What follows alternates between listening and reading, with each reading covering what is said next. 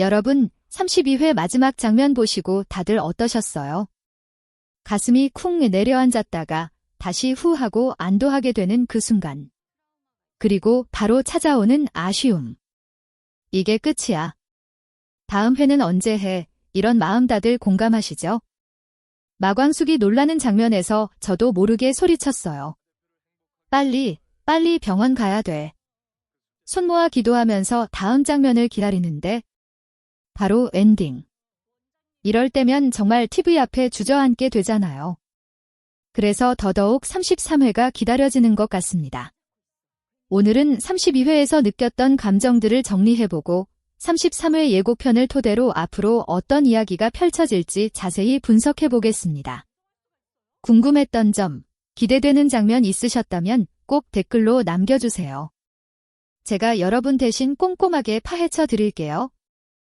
제발 좀 잠자코 있어.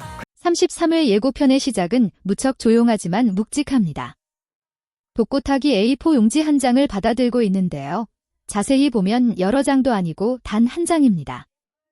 하지만 그의 얼굴은 심상치 않아요. 답답함, 억울함, 그리고 뭔가 체념한 듯한 표정까지. 말은 없지만 표정 하나로 많은 이야기를 하고 있죠. 저는 이 장면이 학교 측에서 보낸 공식 답변서라고 봅니다. 아마도 내용은 이럴 거예요. 오흥수 교수와 독고셀이 학생 사이에는 특별한 관계나 문제가 확인되지 않았다. 신고하신 내용은 사실과 다르며 조사 결과 별다른 증거도 없고 스승과 제자 이상의 관계는 없다. 한마디로 독고탁의 의심과 신고가 받아들여지지 않은 거죠. 특히 가스라이팅 시라는 민감한 주제를 끌어낸 독고탁 입장에서는 받아들이기 어려운 결과입니다. 그동안 의심하고 감정적으로 휘둘렸던 부분들이 단칼에 무시당한 셈이니까요. 그 결과 독고탁의 분노는 더 커질 수밖에 없습니다. 그리고 이 분노는 곧 무모한 행동으로 이어질 가능성이 커 보이죠. 괜히 설쳐서 일만 더 크게 만들지 말고.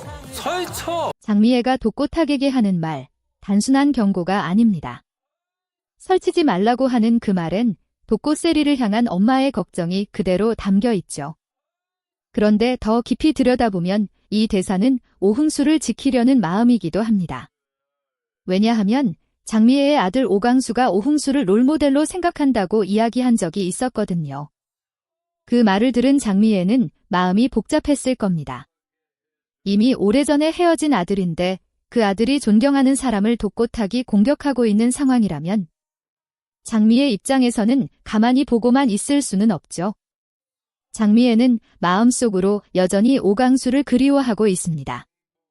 그렇기에 오흥수를 지키는 것이 어쩌면 오광수와 연결되는 작은 다리가 될 수도 있다고 느꼈을지도 모릅니다. 이번 예고편에서 가장 흥미로운 장면 중 하나는 바로 해외로 도피해 있는 소전무의 장면입니다. 전화 한 통을 받고 떨떠름한 표정을 짓는 그 모습. 마치 듣기 싫은 사람의 목소리를 억지로 듣는 듯한 얼굴이죠. 직장 생활 해보신 분들은 다 아실 거예요. 왜 이 사람한테 전화가 왔지 싶은 그 표정 말이에요. 대부분 시청자분들이 독고탁이 전화했을 거라고 추측하시지만 저는 이 전화의 주인공이 장미애일 가능성이 높다고 봅니다.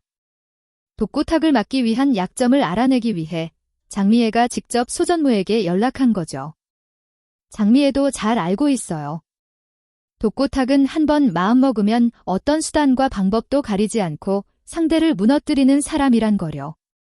하지만 같은 이불을 덮고 자는 사람이라고 해도 독고탁은 속을 잘 내보이지 않습니다.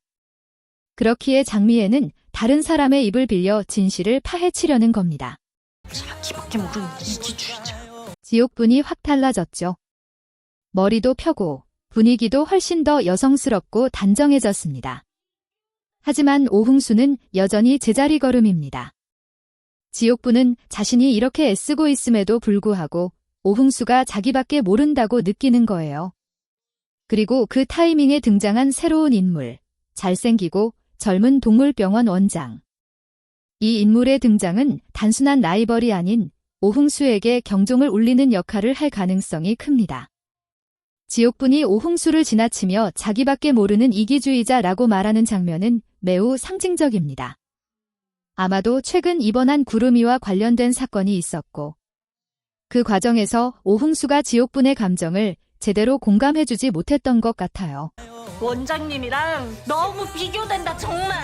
그리고 지옥분의 한마디. 당신은 원장님과 비교돼. 너무 비교돼. 이 말은 오흥수에게 날리는 일종의 경고장이자 관계의 갈림길을 상징하는 대사죠. 아시겠지만 트라우마가 있어요. 마광숙은 오랜 시간 자신의 과거에 묶여 살아왔습니다. 전 남편의 죽음은 아직도 그녀를 옥죄고 있고 그 트라우마는 쉽게 치유되지 않습니다. 하지만 그 옆에 한 사람이 조용히 그리고 꾸준히 함께하고 있습니다. 바로 한동석 회장입니다. 안 죽습니다. 마 대표를 행복하게 해줘야 할 숙제가 남아있어요. 행복하게 해줘야 할 숙제가 남아있어요. 이 한마디는 마광숙을 향한 그의 마음을 고스란히 드러냅니다. 그녀가 짐처럼 안고 있는 과거를 대신 들어주고 싶은 사람. 그게 바로 한동석이죠. 특히 마광숙의 시동생들을 자신이 책임지겠다고 나서는 모습은 그녀에게 지제 혼자가 아니다라는 메시지를 주는 행동이었습니다. 이번 회차에서 마광숙이 한동석에게 얼마나 마음을 열고 있는지를 확인할 수 있을 것 같아요. 그리고 그 진심에 시청자들도 따뜻하게 공감할 수 있지 않을까요?